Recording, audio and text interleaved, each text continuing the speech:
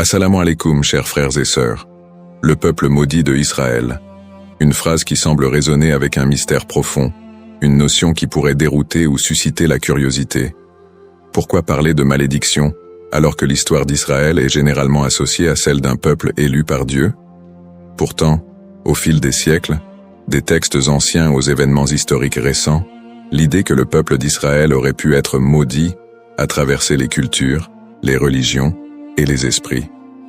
Il est crucial de comprendre que ce sujet va bien au-delà des simples récits bibliques.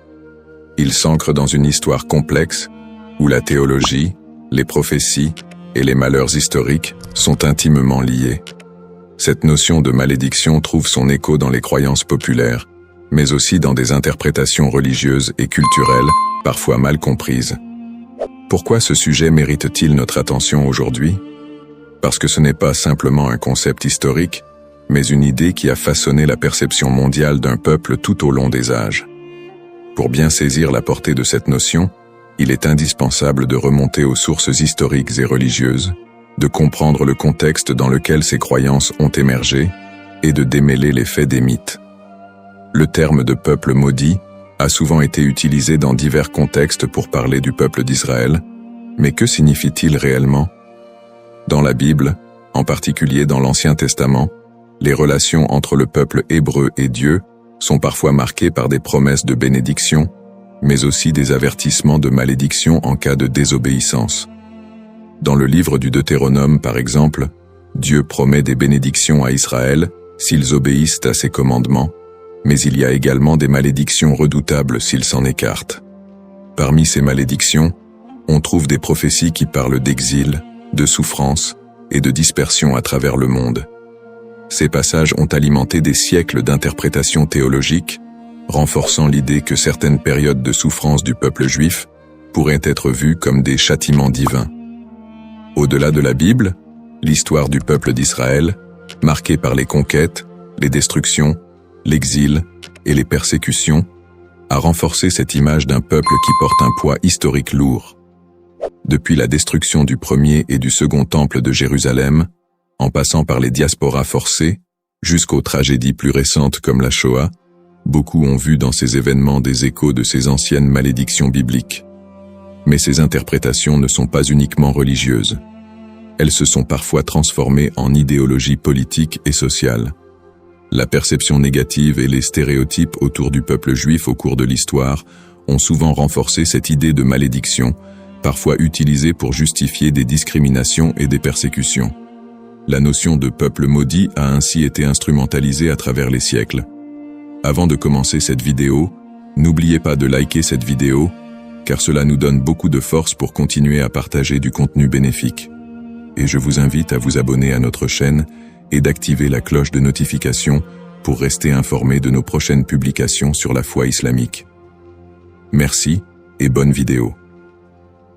L'objectif de cette vidéo est d'analyser et de comprendre cette idée complexe et souvent mal interprétée de peuple maudit. Quelles en sont les racines historiques, religieuses et sociales? Comment a-t-elle évolué au fil du temps et pourquoi est-elle encore parfois utilisée pour expliquer des événements tragiques dans l'histoire du peuple juif? Alors, restez avec moi jusqu'à la fin pour découvrir cela. Si vous avez des questions ou des commentaires en cours de route, n'hésitez pas à les laisser en bas. J'apprécie beaucoup vos retours. Allons-y. Au cours de cette vidéo, nous allons explorer les textes religieux qui évoquent cette malédiction, en particulier la Bible et d'autres écrits anciens. Revisiter les grandes étapes de l'histoire d'Israël, de l'époque biblique jusqu'à nos jours, pour comprendre comment ces événements ont pu renforcer cette idée dans les esprits. Discuter des interprétations théologiques de ces malédictions et comment elles ont été perçues par différentes religions et cultures à travers le monde. Démystifier cette notion en explorant les aspects symboliques et les récupérations idéologiques qui ont façonné cette image négative. Cette exploration vous permettra de comprendre les tenants et aboutissants de cette idée profondément enracinée dans l'histoire de l'humanité. Il est important de ne pas se laisser emporter par des idées simplistes, mais de creuser la profondeur de ce concept pour en dégager des vérités historiques et spirituelles. Origine d'Israël. L'histoire du peuple israélite débute avec les récits bibliques de la Genèse, où Dieu promet à Abraham, un patriarche hébreu, qu'il deviendra le père d'une grande nation. Cette promesse divine est le point de départ de la formation du peuple d'Israël. Selon la tradition, Abraham, Isaac, son fils, et Jacob, son petit-fils, sont les ancêtres directs de ce peuple, souvent appelés les patriarches. Jacob, après avoir lutté avec un ange, reçoit de Dieu un nouveau nom, Israël, et ses descendants sont appelés les Israélites. Le livre de l'Exode raconte l'histoire de la libération du peuple hébreu de l'esclavage en Égypte sous la direction de Moïse. C'est un moment fondamental dans l'histoire d'Israël, où Dieu scelle une alliance avec les Israélites au mont Sinaï. Dieu y remet les 10 commandements à Moïse, posant ainsi les bases des lois morales et religieuses qui guideront le peuple élu. Cette alliance est une promesse de protection divine en échange de l'obéissance aux lois de Dieu. À partir de là, Israël se constitue progressivement en nation, après la conquête de la terre promise sous Josué. Cette période est marquée par des hauts et des bas, alors que les Israélites tentent de rester fidèles à leur alliance avec Dieu. Toutefois, au fil des siècles, leur histoire est ponctuée d'infidélités religieuses, de guerres et de conquêtes par d'autres puissances, ce qui engendrera l'accomplissement de certaines prophéties de malédiction. Les prophéties et les malédictions. Dans l'Ancien Testament, en particulier dans le Deutéronome, Dieu fait à Israël des promesses de bénédiction conditionnelles à leur fidélité, mais également des avertissements de malédiction en cas de désobéissance. Le chapitre 28 du Deutéronome est l'un des textes clés qui évoquent les conséquences potentielles de l'infidélité. Dieu promet prospérité et paix si le peuple respecte ses commandements, mais des malédictions terribles en cas de rébellion. Les malédictions incluent des catastrophes naturelles, des défaites militaires, des maladies, et finalement, l'exil et la dispersion parmi les nations étrangères. Parmi les prophètes qui ont développé cette idée de malédiction, Ézéchiel et Jérémie sont 2 figures centrales. Ézéchiel, actif pendant l'exil babylonien, insiste sur le lien entre l'exil du peuple et leur transgression. Il prophétise que la destruction de Jérusalem et l'exil sont des punitions divines pour l'injustice sociale, l'idolâtrie et l'infidélité religieuse du peuple. Toutefois, il apporte aussi un message d'espoir. Après le châtiment, un retour et une restauration sont possibles si le peuple se repent. Jérémie, qui vécut également durant la chute de Jérusalem en 586 avant Jésus-Christ, avertit constamment le peuple des malheurs à venir s'il ne se détourne pas de l'idolâtrie et des injustices. Il prophétise la destruction imminente du temple de Jérusalem et l'exil des Judéens en Babylonie. Dans Jérémie 25, il annonce que cette période d'exil durera 70 ans, après quoi Dieu permettra leur retour. Ces prophéties sont souvent vues comme des annonces de malédiction qui pèsent sur Israël en raison de son infidélité à l'Alliance. Cependant, elles sont également porteuses d'un espoir de rédemption, promettant que si le peuple retourne à Dieu, il retrouvera sa place privilégiée. Une autre dimension importante des malédictions dans l'Ancien Testament concerne le temple de Jérusalem. La destruction du premier temple par les Babyloniens en 586 avant Jésus-Christ, puis la destruction du second temple par les Romains en 70 après Jésus-Christ, sont vus comme des châtiments pour la désobéissance du peuple. Ces événements ont renforcé l'idée d'un peuple souffrant sous le poids de la malédiction divine. Persécutions historiques. L'histoire du peuple d'Israël est marquée par une série de persécutions et d'exils, souvent perçues à travers le prisme des malédictions bibliques. Le premier grand exil, celui de Babylone, survient après la destruction du premier temple en 586 avant Jésus-Christ. Par la suite, les Babyloniens déportent une grande partie des habitants de Juda, ce qui marque le début d'une longue période de diaspora. Après un retour partiel en terre d'Israël et la reconstruction du temple, les siècles suivants ne sont pas exempts de nouvelles épreuves. La période hellénistique, marquée par les conquêtes d'Alexandre le Grand, puis la domination romaine, amène son lot de tensions religieuses et politiques. Le peuple juif subit de nouvelles persécutions, notamment sous l'occupation romaine.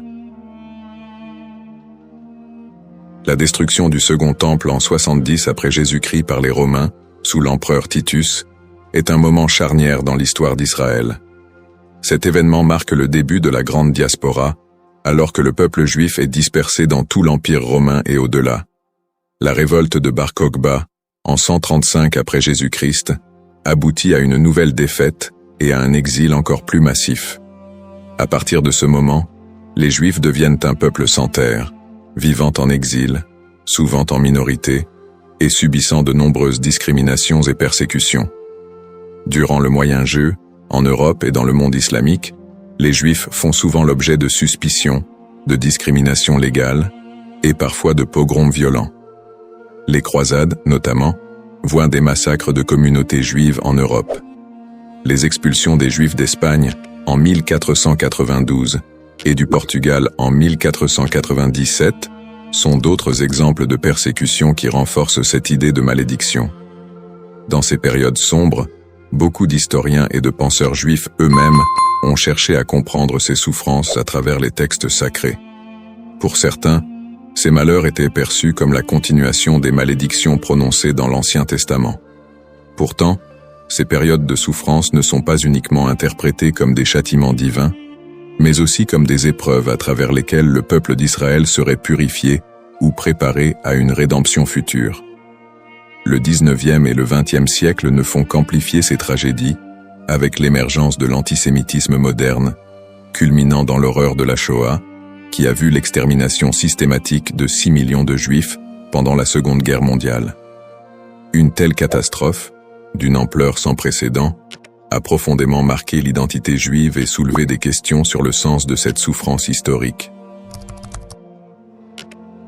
Conclusion du contexte historique. L'histoire du peuple d'Israël, tissée de moments de gloire, d'alliances divines, mais aussi de malédictions et de souffrances, reste une des plus complexes et des plus riches de l'humanité. Les prophéties bibliques de malédiction, les exils répétés, les destructions de lieux sacrés et les persécutions à travers les siècles ont façonné la perception du peuple juif, tant de leur propre point de vue que de celui des autres nations. Le concept de peuple maudit, les bases théologiques, l'idée de malédiction dans les textes religieux, en particulier dans la tradition judéo-chrétienne, est un concept riche et complexe. Les malédictions sont souvent prononcées par Dieu en réponse à l'infidélité ou à l'injustice du peuple. Dans la Bible, notamment dans le livre du Deutéronome, Dieu promet des bénédictions à Israël pour leur obéissance, mais aussi des malédictions en cas de désobéissance.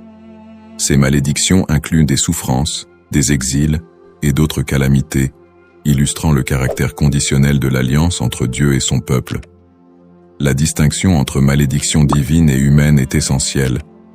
Les malédictions divines, souvent exprimées par des prophètes, sont vues comme des conséquences directes de l'action humaine contre les commandements divins. En revanche, les malédictions humaines peuvent découler de superstitions, de croyances populaires ou d'anathèmes lancés par des individus ou des groupes en réponse à des actes perçus comme immoraux. Cette différence met en lumière le rôle de la responsabilité humaine dans la réception de ces malédictions. Les prophètes, tels qu'Ézéchiel et Jérémie, jouent un rôle crucial dans la communication de ces malédictions. Leur message souligne que ces châtiments ne sont pas simplement des expressions de colère divine, mais des appels à la repentance et à la restauration. Ce cadre théologique souligne que les malédictions ne sont pas définitives et que le retour à la foi peut conduire à des bénédictions renouvelées. Malédiction et mythe.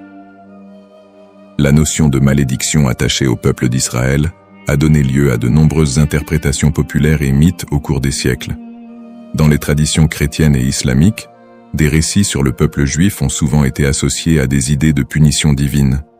Ces interprétations, parfois teintées d'hostilité, ont conduit à la propagation de stéréotypes négatifs. Historiquement, des récits de malédiction ont été utilisés pour justifier des persécutions contre les Juifs.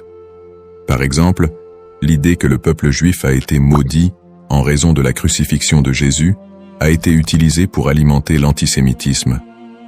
Ces interprétations ont pris racine dans des contextes sociopolitiques où le peuple juif était perçu comme un bouc émissaire lors de périodes de crise ou de bouleversements sociaux. La manière dont ces malédictions ont été comprises et transmises à travers les siècles a également façonné les perceptions collectives du peuple juif. Les récits de souffrance et de malédiction ont souvent été amalgamés dans la culture populaire, créant un imaginaire collectif qui persiste jusqu'à aujourd'hui. Cette dynamique entre malédiction et mythe a ainsi contribué à la stigmatisation du peuple juif à travers l'histoire. Analyse moderne. Dans le contexte moderne, le concept de peuple maudit a pris des formes variées et a été réinterprété sous différents angles. L'antisémitisme historique, qui a trouvé ses racines dans ces idées de malédiction, demeure une réalité dans de nombreuses sociétés. Les stéréotypes associés à la malédiction continuent d'alimenter des préjugés, parfois de manière insidieuse, dans le discours contemporain. Cependant, avec l'essor des mouvements de droits civiques et des études critiques sur l'antisémitisme, il y a eu une tentative de déconstruire cette notion de malédiction. Des intellectuels et des théologiens contemporains cherchent à recontextualiser les récits bibliques en mettant en avant le message de rédemption et de justice qui les sous-tend. L'idée que les souffrances du peuple juif sont uniquement le résultat de la malédiction divine est de plus en plus contestée, au profit d'une approche qui valorise la résilience et l'identité culturelle du peuple juif. De plus, dans le cadre des dialogues interreligieux, il est crucial de dépasser les interprétations qui associent la souffrance à une malédiction éternelle. Les traditions religieuses sont de plus en plus appelées à collaborer pour combattre les préjugés et promouvoir la compréhension mutuelle. Dans ce contexte, le concept de malédiction est réévalué, non pas comme une fatalité, mais comme une occasion de réflexion sur les injustices sociales et historiques. En somme, le concept de peuple maudit est profondément ancré dans l'histoire religieuse et culturelle.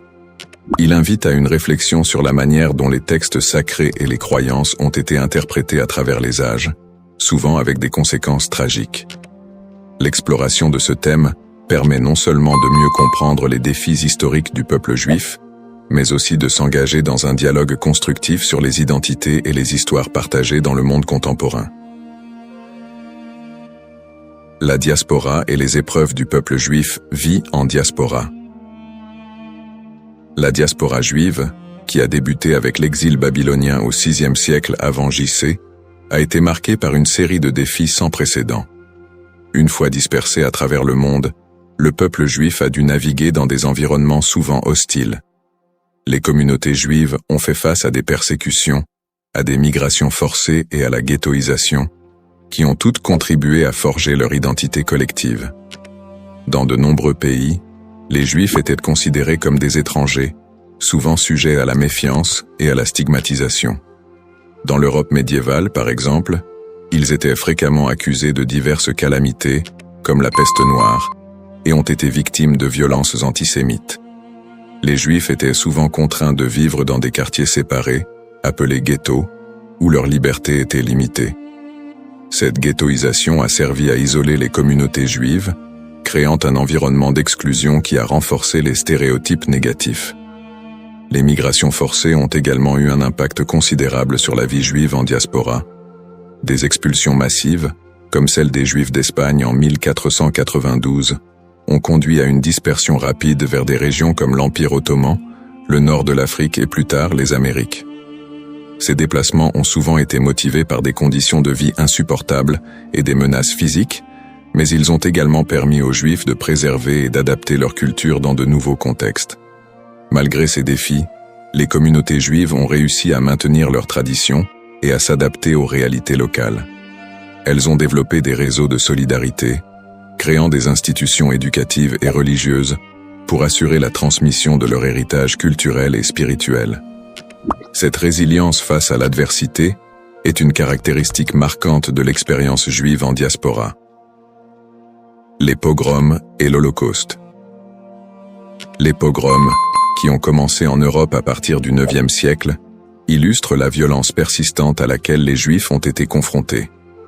Ces émeutes violentes, souvent encouragées par des autorités locales, ont mené à des massacres, à des pillages et à des destructions de synagogues.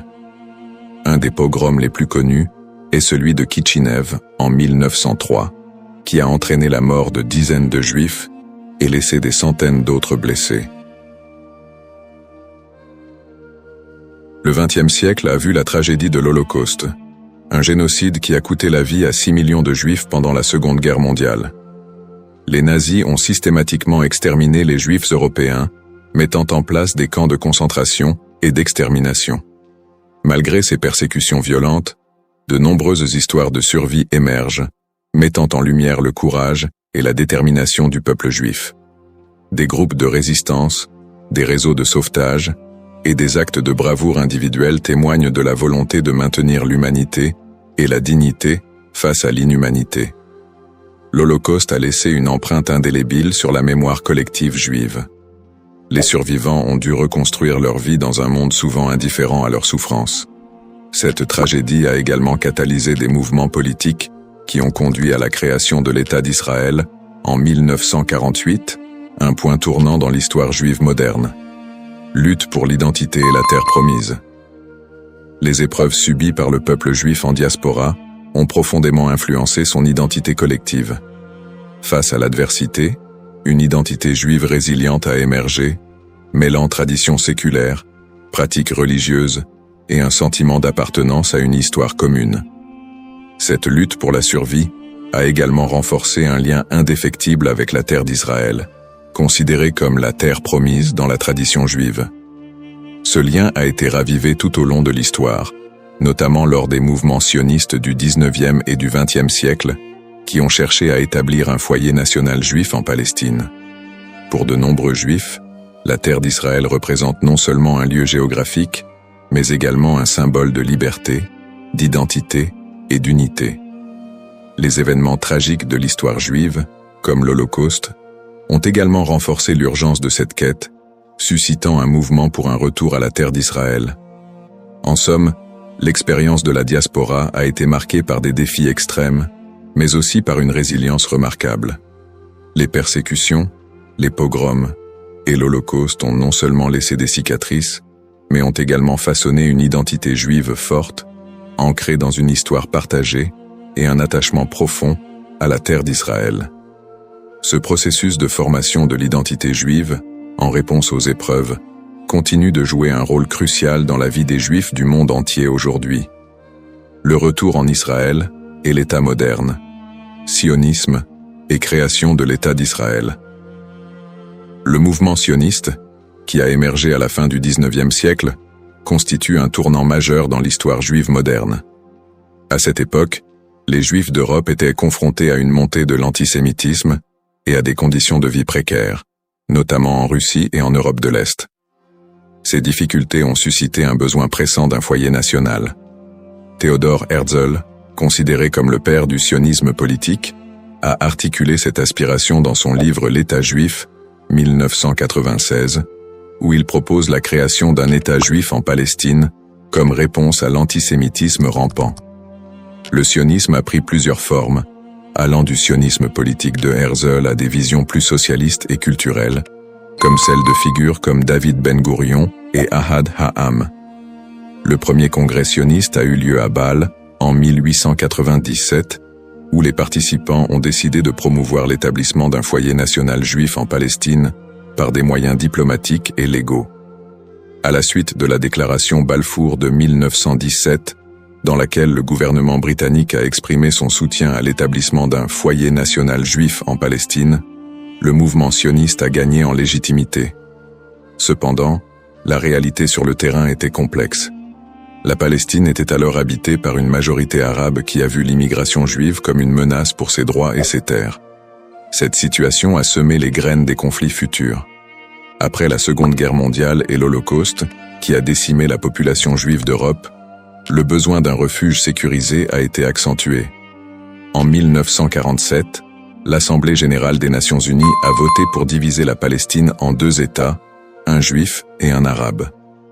Les leaders juifs ont accepté le plan, mais les dirigeants arabes l'ont rejeté.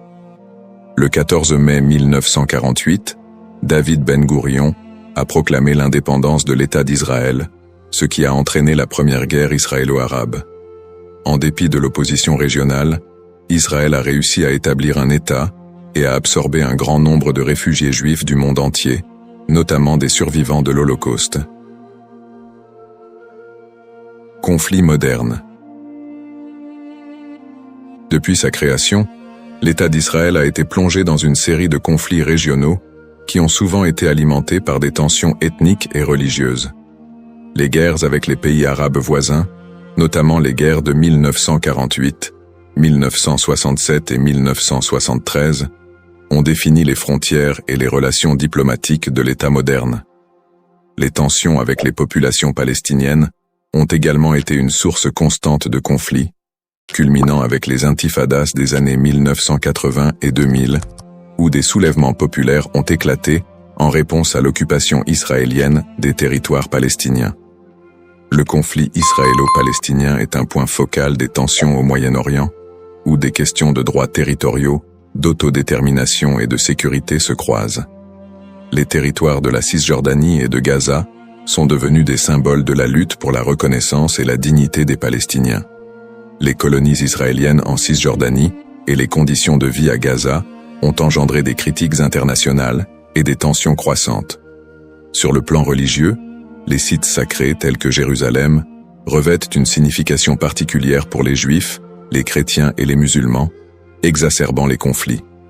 L'accès aux lieux saints est souvent un point de discorde, avec des épisodes de violence autour du mont du Temple et du dôme du Rocher.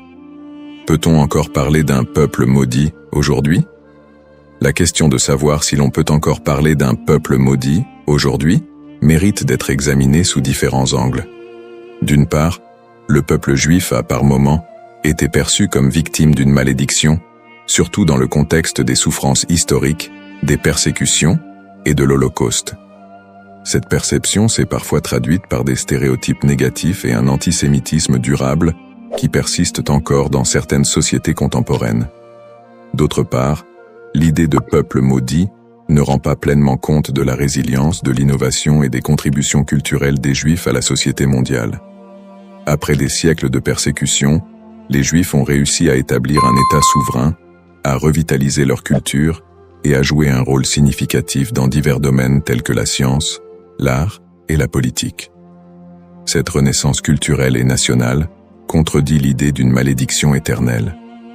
Aujourd'hui, beaucoup de Juifs se définissent non pas par leurs souffrances passées, mais par leur identité culturelle et leur engagement envers des valeurs de justice, de paix et de coexistence.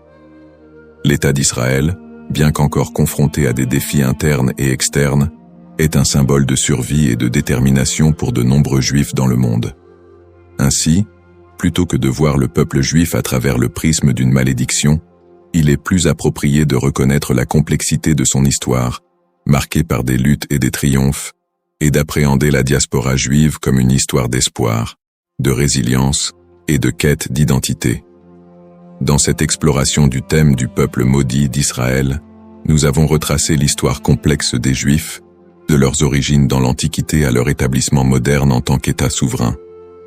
Nous avons examiné le contexte historique et religieux, en soulignant les épreuves de la diaspora, les persécutions et les tragédies comme les pogroms et l'Holocauste. En analysant le concept de malédiction, nous avons également vu comment il a été utilisé pour justifier des stéréotypes et des violences à l'encontre des Juifs au fil des siècles.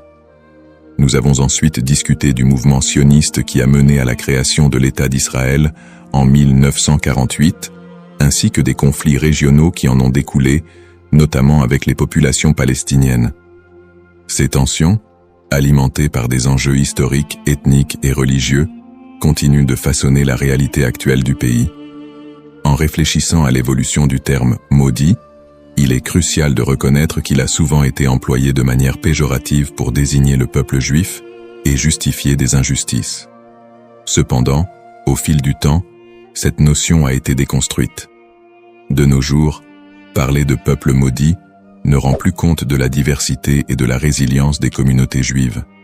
Au contraire, il est essentiel de voir le peuple juif comme porteur d'une riche culture, d'une identité dynamique et d'une volonté indéfectible de vivre et de prospérer, malgré les défis historiques. Pour conclure, j'invite chacun d'entre vous à approfondir ce sujet fascinant et complexe. Prenez le temps d'explorer les multiples facettes de l'histoire juive, d'écouter des voix variées et de réévaluer vos propres perceptions sur le peuple juif et son héritage. En favorisant la compréhension et l'empathie, nous pouvons tous contribuer à un dialogue constructif qui transcende les stéréotypes et promeut la paix et la coexistence. Le parcours historique du peuple juif est une leçon pour tous sur la résilience, l'identité et la quête de justice. Assalamu alaikum wa rahmatullahi wa barakatuh, chers frères et sœurs. Bienvenue sur notre chaîne, Parole d'Allah. Aujourd'hui, nous plongeons dans l'un des moments les plus spirituels de l'année, le mois de Ramadan. Ce mois béni, où les portes du paradis s'ouvrent et celles de l'enfer se ferment, est un moment de purification de l'âme et de rapprochement avec notre Créateur. Le Ramadan est une période durant laquelle notre lien avec Allah se renforce par la prière, le jeûne et surtout l'invocation, doua. Chaque prière et chaque doua prononcée en ce mois possède une force et une bénédiction particulière. Dans cette vidéo, nous allons explorer un doua spécifique, puissant et significatif que vous pouvez réciter pendant ce mois sacré. Nous verrons comment cette invocation peut transformer nos vies et nous rapprocher davantage de la miséricorde d'Allah. Avant de commencer cette vidéo, n'oubliez pas de liker cette vidéo, car cela nous donne beaucoup de force pour continuer à partager du contenu bénéfique. Et je vous invite à vous abonner à notre chaîne et d'activer la cloche de notification pour rester informé de nos prochaines publications sur la foi islamique. Partagez-la avec vos proches et laissez un commentaire pour me dire ce que vous en pensez. Merci et bonne vidéo. L'importance du doua dans le mois de Ramadan. Le mois de Ramadan est une période inégalée dans l'année où Allah accorde une miséricorde et une bénédiction infinie à ceux qui s'y consacrent pleinement. Parmi les plus grandes bénédictions de ce mois figure l'importance du doua. En effet, le prophète Muhammad, paix et bénédiction sur lui, a dit « Il y a 3 personnes dont l'invocation n'est jamais rejetée. Celui qui jeûne jusqu'à ce qu'il rompe son jeûne, le juste dirigeant, et celui qui fait doua pour son frère en son absence. » Tirmidhi. Ce hadith montre clairement que pendant le Ramadan, les invocations sont particulièrement efficaces et puissantes. Le mois de Ramadan est un moment unique où les portes du ciel sont largement ouvertes et où Allah écoute plus attentivement les prières de ses serviteurs. C'est un mois de pardon et de miséricorde, une occasion en or pour demander à Allah ce que l'on désire, que ce soit la purification de l'âme, la guérison ou la bénédiction dans nos vies. Le prophète Muhammad, paix et bénédiction sur lui, nous a également enseigné que, quand le Ramadan commence, les portes du paradis s'ouvrent, les portes de l'enfer se ferment et les démons sont enchaînés. Sahih al-Bukhari. Cela témoigne de l'atmosphère spirituelle particulièrement propice pour faire des douas pendant ce mois. Le mois de Ramadan est aussi l'occasion de vivre des événements spirituels d'une importance capitale, notamment la nuit du destin, Laylat al-Qadr. Cette nuit, qui se trouve dans les 10 derniers jours de Ramadan, est mieux que 1000 mois. Le Coran dit « La nuit du destin est meilleure que 1000 mois ». Sourate al-Qadr, 97, 3. Pendant cette nuit, les anges descendent sur la terre et les prières sont exaucées. C'est donc le moment idéal pour faire des douas, car Allah, dans sa grandeur et sa miséricorde infinie, accorde une attention toute particulière à ses serviteurs en cette période. C'est un mois où chaque prière devient une opportunité d'obtenir des bénédictions et des réponses divines.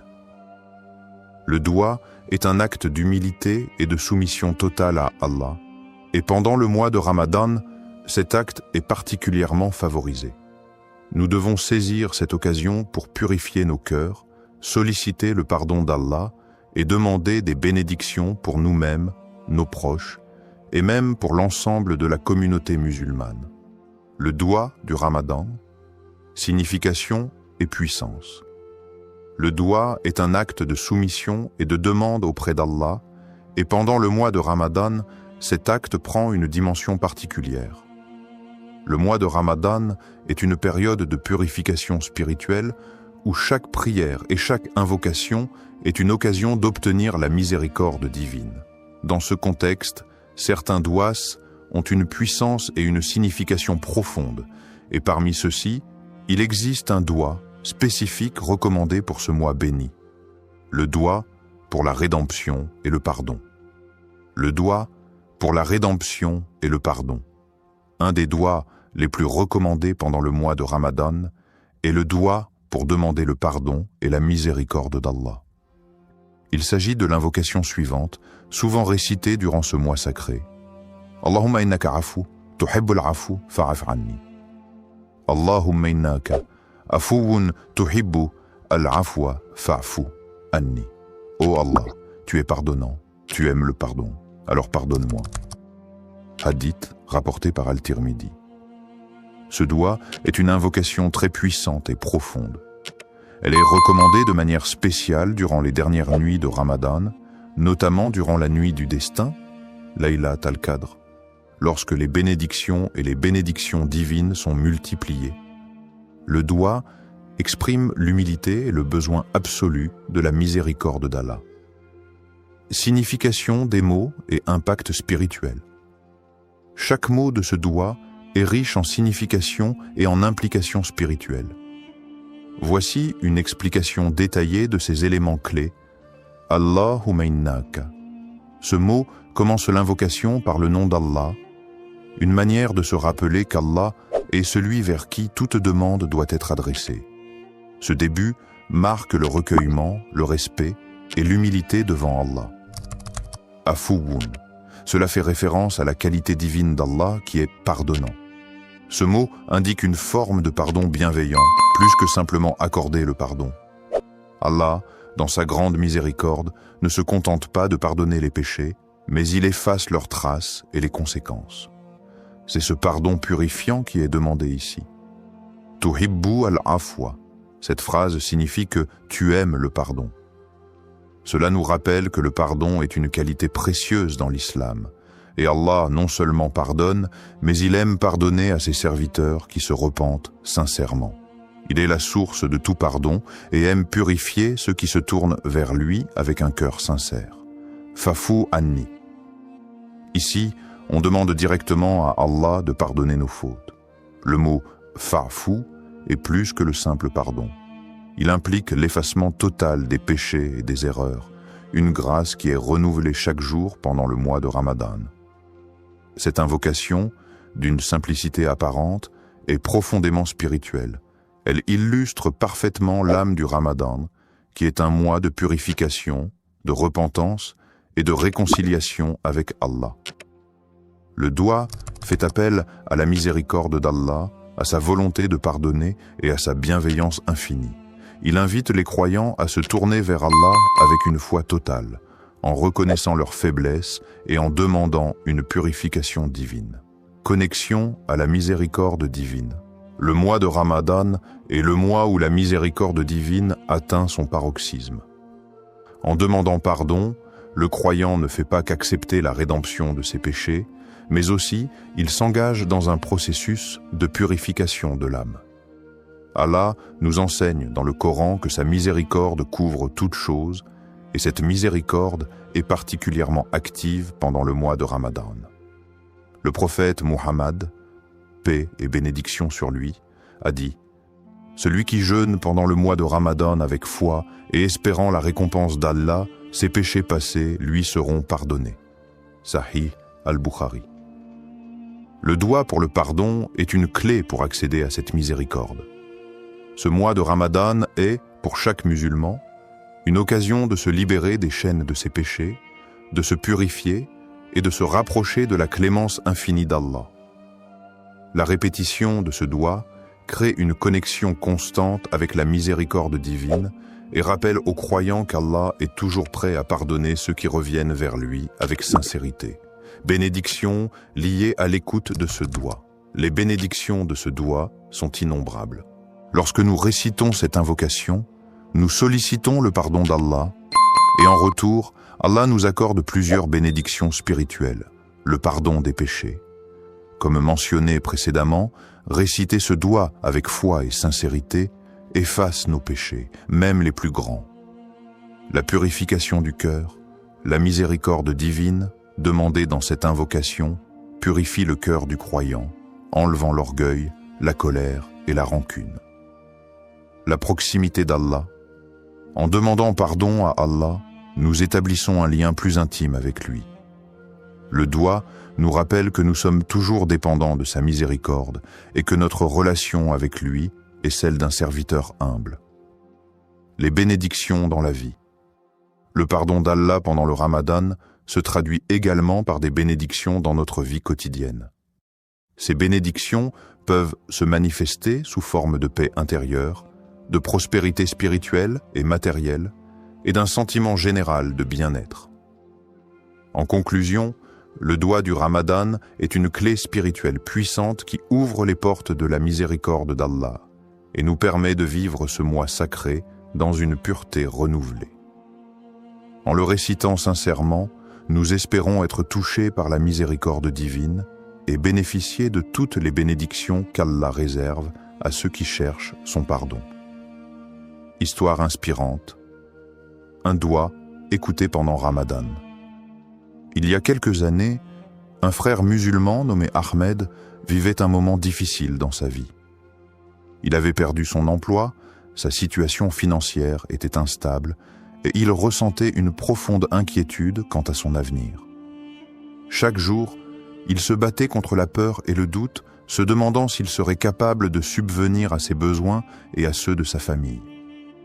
En ce mois de Ramadan, il décida de se tourner pleinement vers Allah, espérant que ce mois sacré, porteur de bénédictions, serait l'occasion pour lui de trouver une réponse divine. Ahmed avait toujours été un croyant fidèle, mais dans ces moments de détresse, sa foi était mise à l'épreuve. Il se souvint des paroles du prophète Muhammad, paix et bénédiction sur lui. Il n'y a rien de plus noble que de faire appel à Allah avec une invocation sincère, et Allah répondra, mais selon ce qui est meilleur pour vous. Sahih Muslim. Conscient de la miséricorde infinie d'Allah, il se dit qu'il devait faire confiance à Allah, peu importe l'issue de sa situation. Durant les nuits du Ramadan, Ahmed s'isola dans sa chambre après la prière de Tarawih, un moment calme où il pouvait se concentrer pleinement sur son invocation. Avec une profonde humilité et sincérité, il leva les mains vers Allah et récita ce doigt.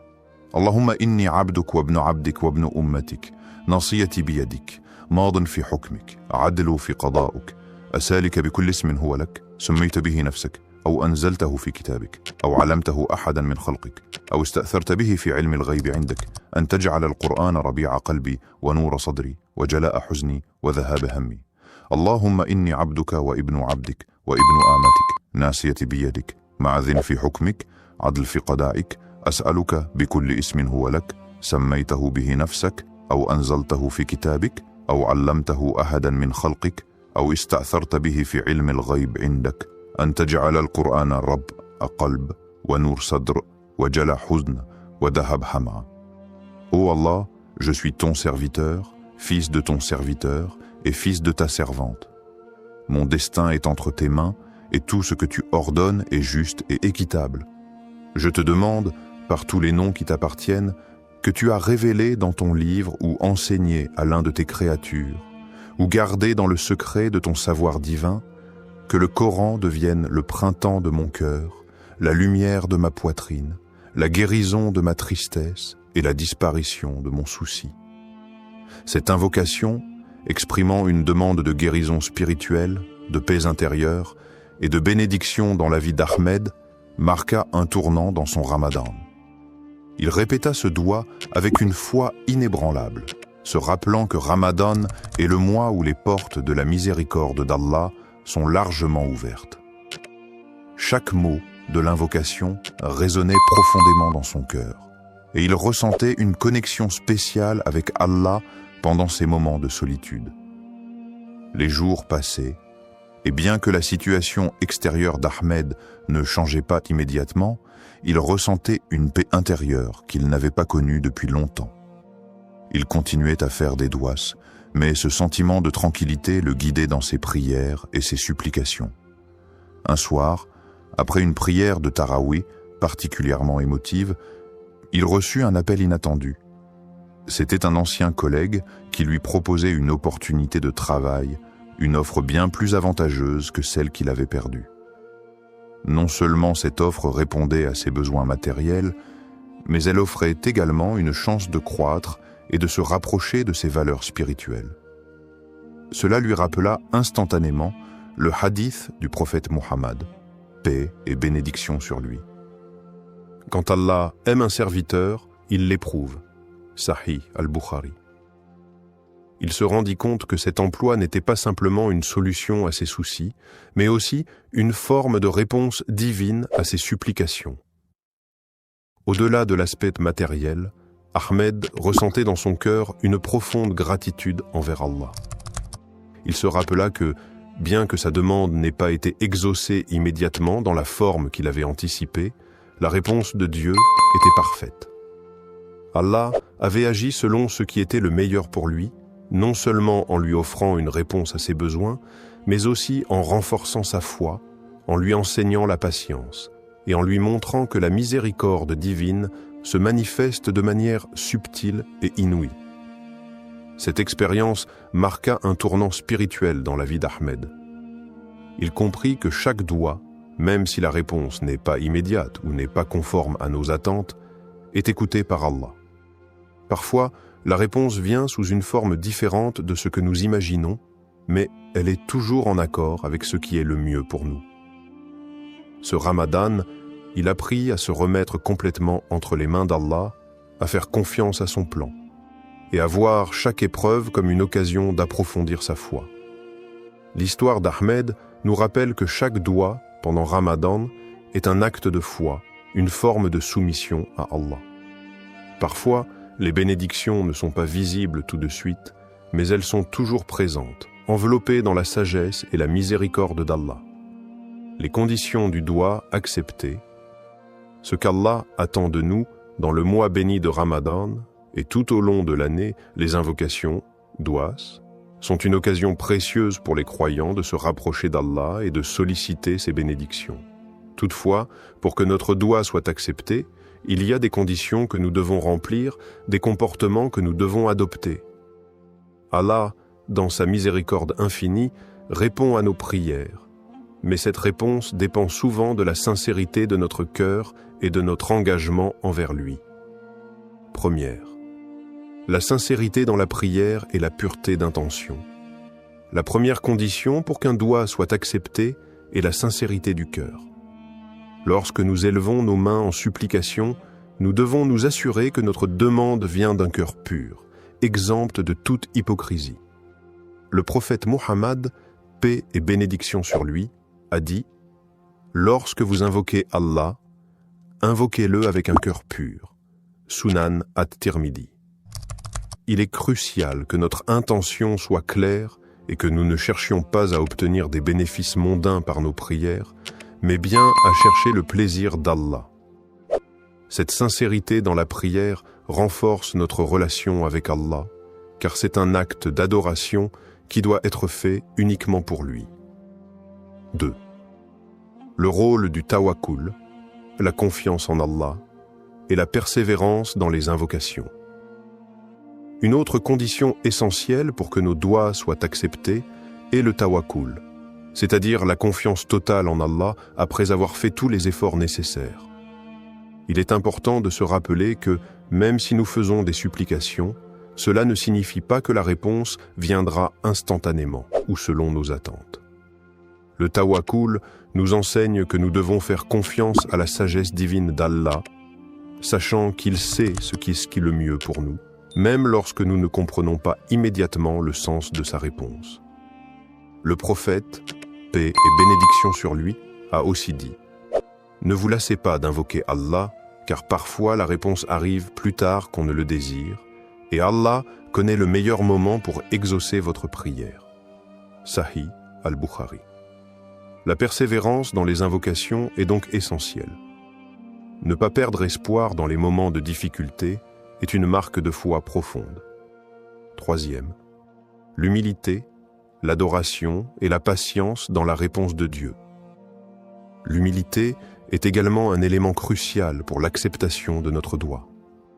En élevant nos mains vers Allah, nous devons nous rappeler que nous sommes de simples serviteurs devant le Créateur, pleins de faiblesses et de manques. C'est avec humilité que nous demandons à Allah de répondre à nos besoins. L'adoration sincère d'Allah et le fait de se soumettre pleinement à sa volonté sont des moyens pour que nos invocations soient exaucées. De plus, il faut être patient face à la réponse d'Allah, qu'elle soit immédiate ou non. Parfois, la réponse divine peut ne pas arriver dans la forme que nous attendions, ou elle peut être retardée pour des raisons que nous ne comprenons pas. Le prophète Muhammad, paix et bénédiction sur lui, nous enseigne que la patience dans l'attente de la réponse d'Allah fait partie intégrante du processus.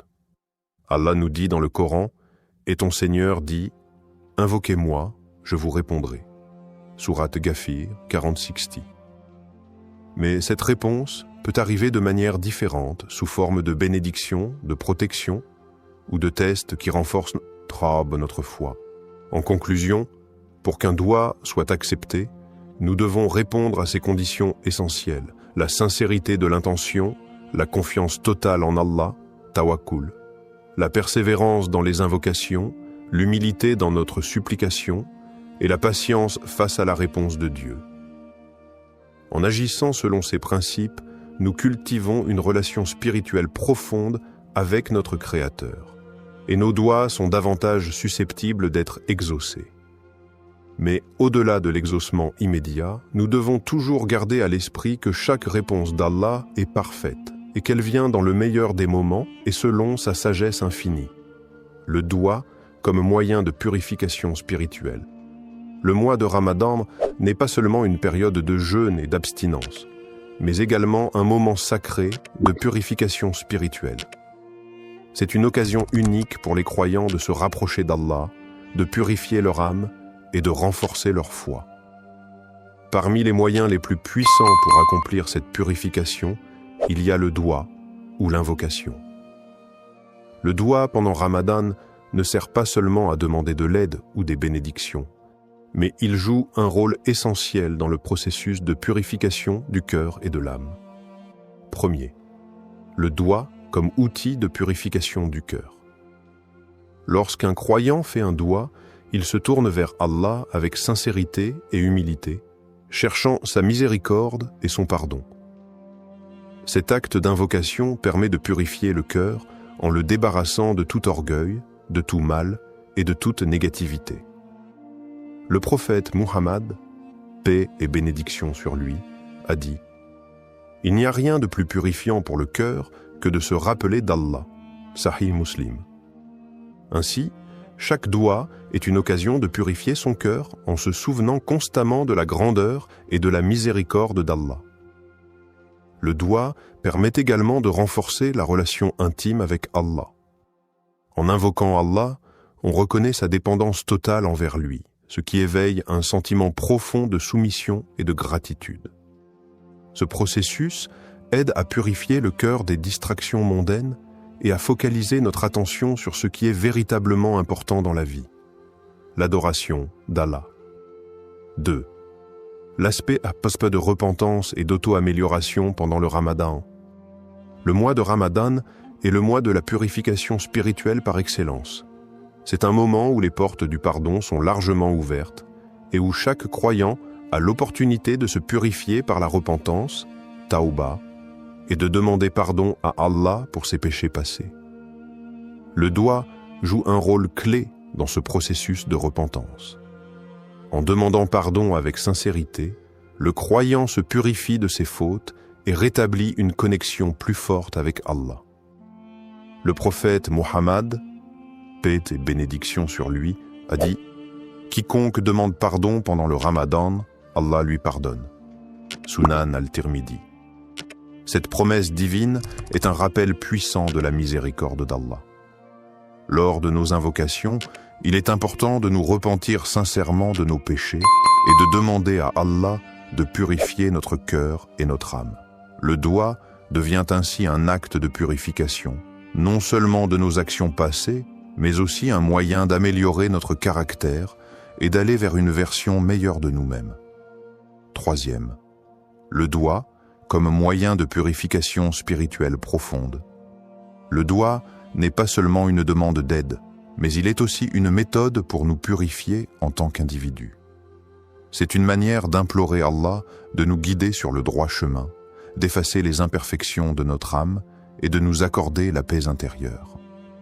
Chaque invocation nous aide à nous détacher des préoccupations matérielles et à renforcer notre connexion avec Allah. Le Coran nous rappelle l'importance de la purification du cœur et de l'âme, notamment dans le verset suivant. Le jour où ni les biens ni les enfants ne profiteront, sauf celui qui viendra à Allah avec un cœur pur. Sourate Ash-Shu'ara, 26, 88 à 89.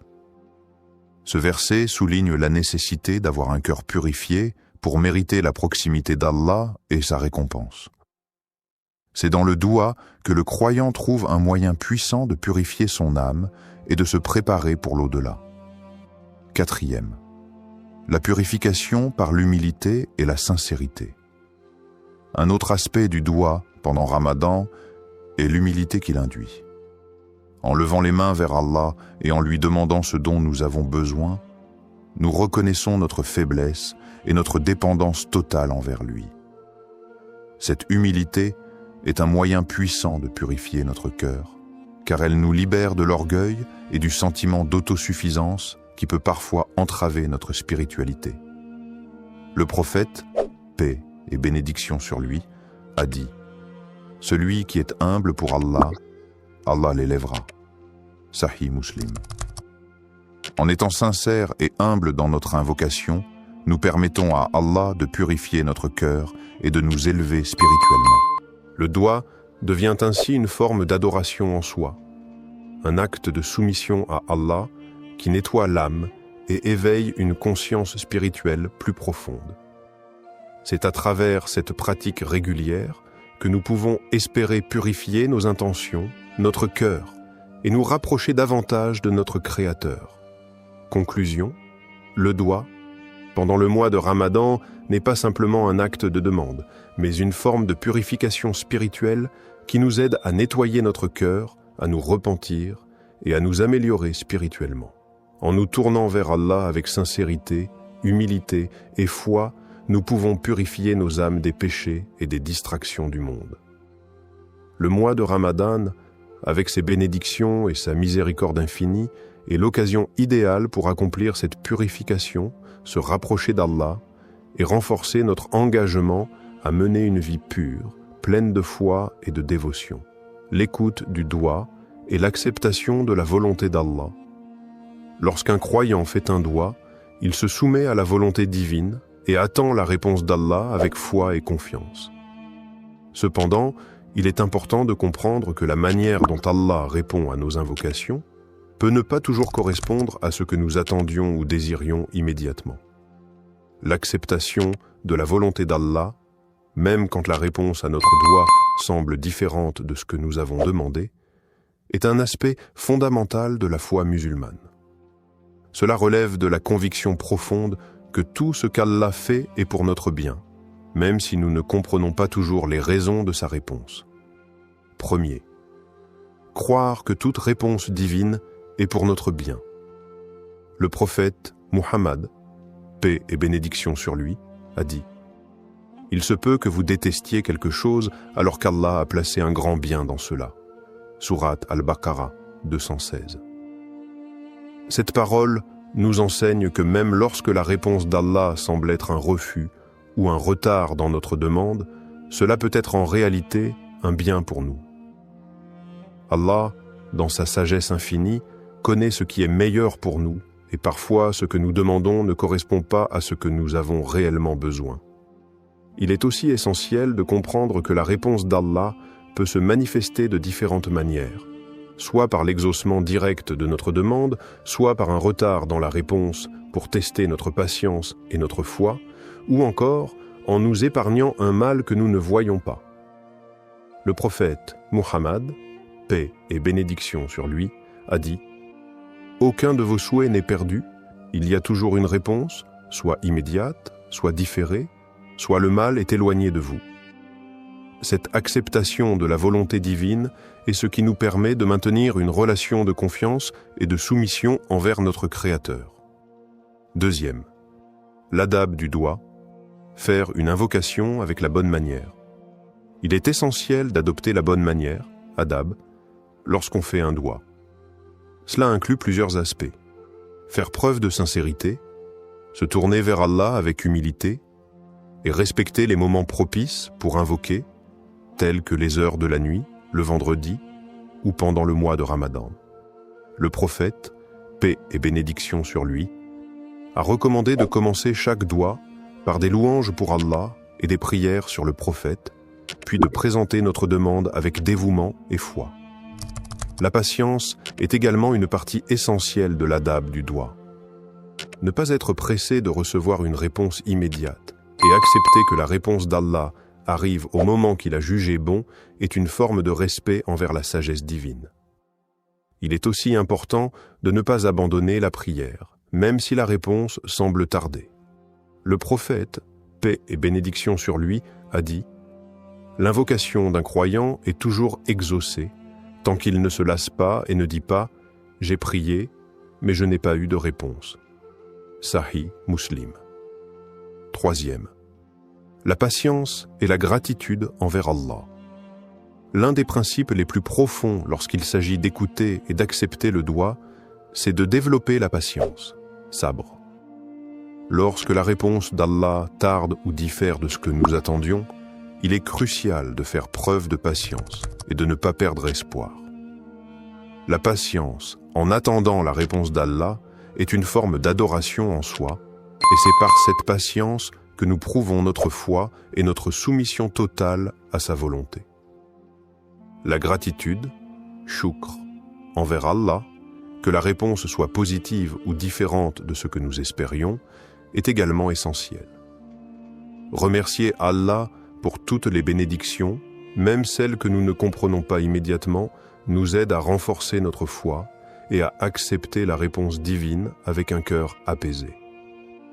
Le Coran nous rappelle « Et lorsque ton Seigneur t'a proclamé, appelez-moi, je vous répondrai. » Sourate Ghafir 40-60. Même si la réponse semble différer, cette promesse est un gage de l'écoute constante d'Allah et la patience dans l'attente devient une source de purification spirituelle.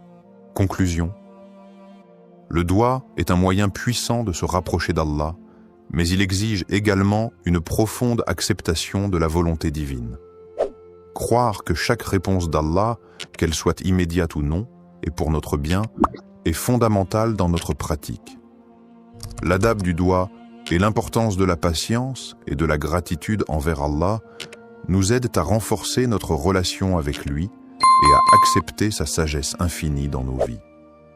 Dans tout ce que nous demandons, il est crucial de nous rappeler qu'Allah nous accorde ce que nous désirons ou non, sa sagesse et sa miséricorde sont infiniment plus grandes que nos souhaits et nos attentes. Comment intégrer ce doigt dans ta vie quotidienne pendant Ramadan? Le mois de Ramadan est un moment privilégié pour se rapprocher d'Allah, purifier son âme et renforcer sa foi. L'intégration du doigt dans notre routine quotidienne pendant ce mois sacré peut transformer notre expérience spirituelle. Voici quelques conseils pratiques pour faire de ce doigt une partie intégrante de ta vie de croyant tout au long de Ramadan. Premier, répétez le doigt pendant les prières obligatoires, salat.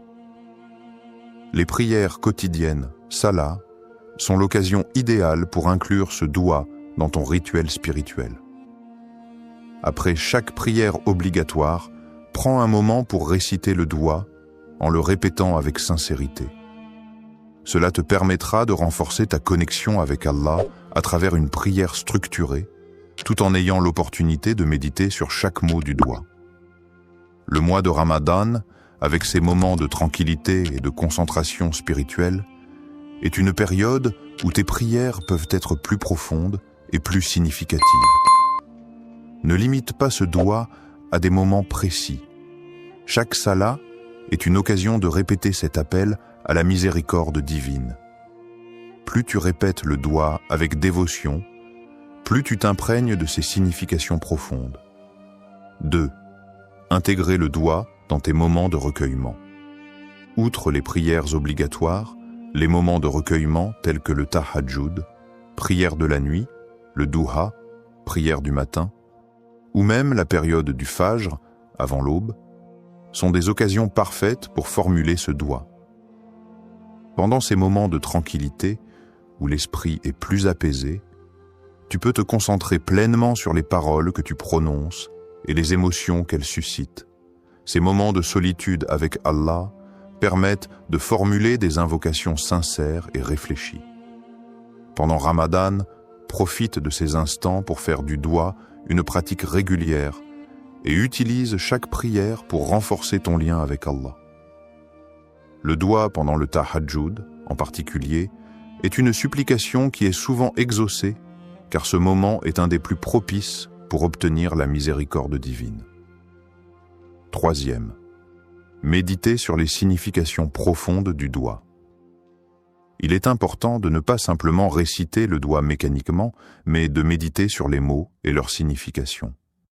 Lorsque tu récites ce doigt, prends le temps de réfléchir sur chaque phrase.